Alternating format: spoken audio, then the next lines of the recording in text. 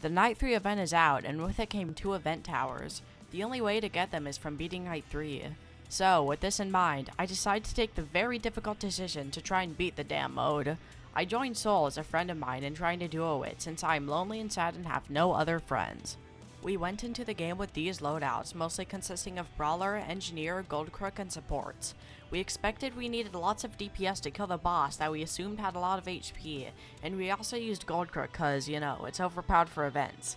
We went into the game and we were very surprised to see the Harvester Tower, which had been leaked before, but this time it was in the apparently now existing 6th slot, and we couldn't even place it. We half assumed we could only place it on the final wave or something, but it was never out of the picture that the game just broke for no reason. Goldcrook soloed the first 2 waves with the help of its guards, which does not seem balanced, but whatever. That didn't matter anyways, cause the entire game shat itself and crashed, and we were kicked.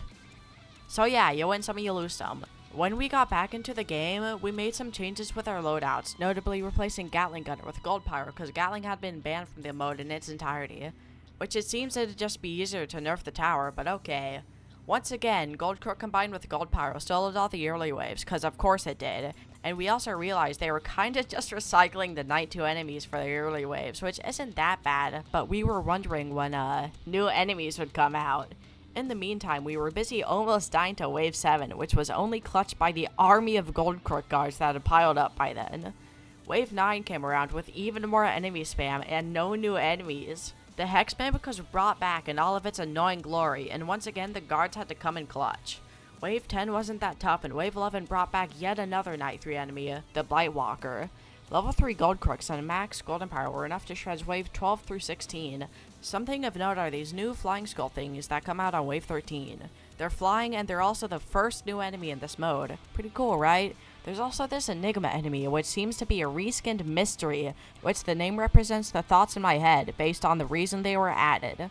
They're really easy though, so no shot you're dying of RNG today. Wave 17 were 2 Conjurers, which weren't too tough. I also started maxing these Brawlers at the front, which were doing buckets of DPS to any and all enemies that waltzed on by. Wave 18 had this Eclipse enemy, which had 8,000 HP and 40% defense.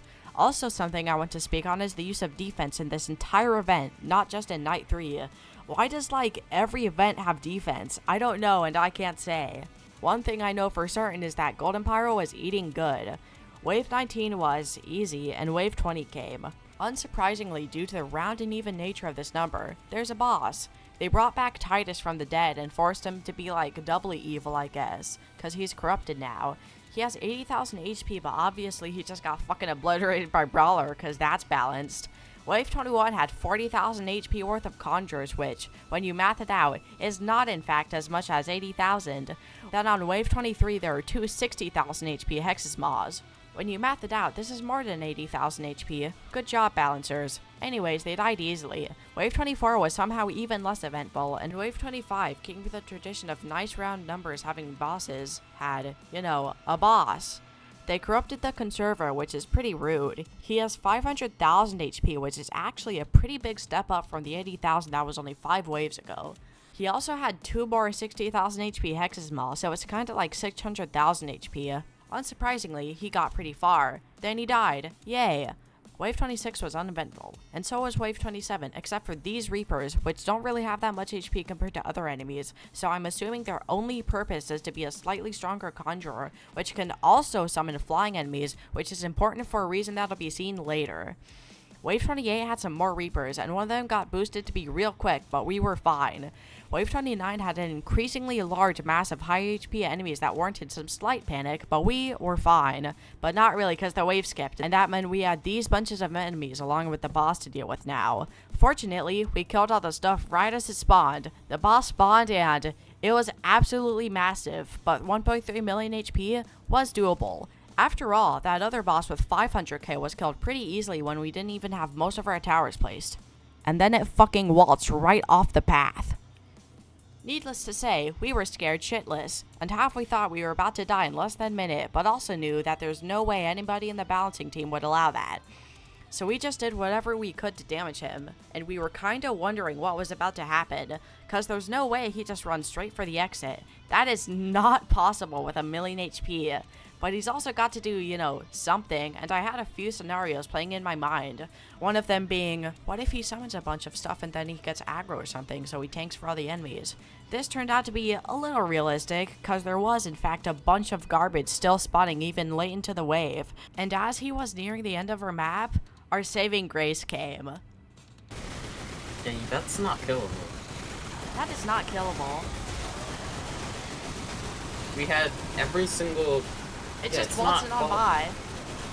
Oh wait, maybe you can kill it. If it's just gonna walk around in circles, yeah, that's killable. So yeah, it just completely ignored the exit and did a 180.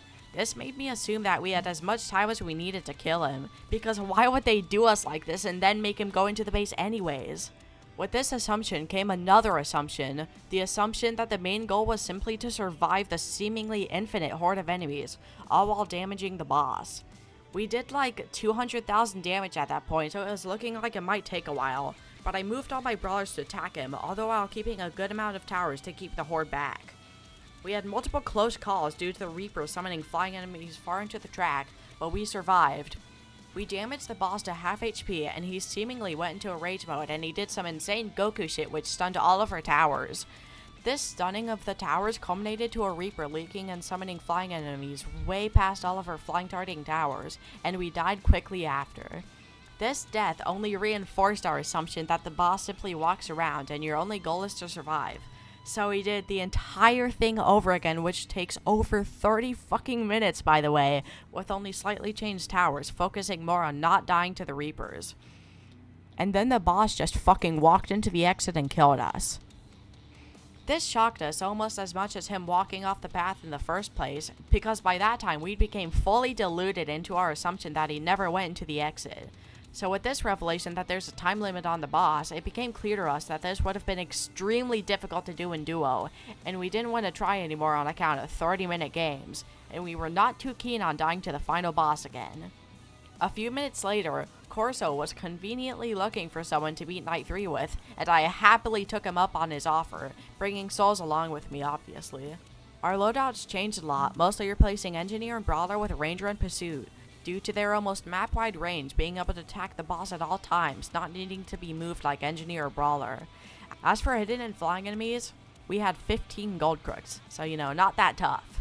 We also had Medic, which was some help, especially when the boss did his Quadro Goku fuck-off laser. For early game, the two goobers beside me just spammed ultra reliable Gold Crook, and I simply placed one Golden Power and maxed it within 7 waves, which it is extremely funny that placing one single tower and upgrading it is meta. Anyway, you know the drill. Spam Gold Crook, upgrade Gold Crook, get support, obliterate mid-game, kill TDS. Oh yeah, I forgot to mention that you can actually place Harvester now. Not that it's really like good for this in any way, but you know. Anyways, Wave 30 came and the primordial ROBLOX era, I don't think I've even said its full legal name yet, came again. We had like 20 max rangers and like 30 max pursuits, so whenever he teleported, he was never truly out of range like in the previous game.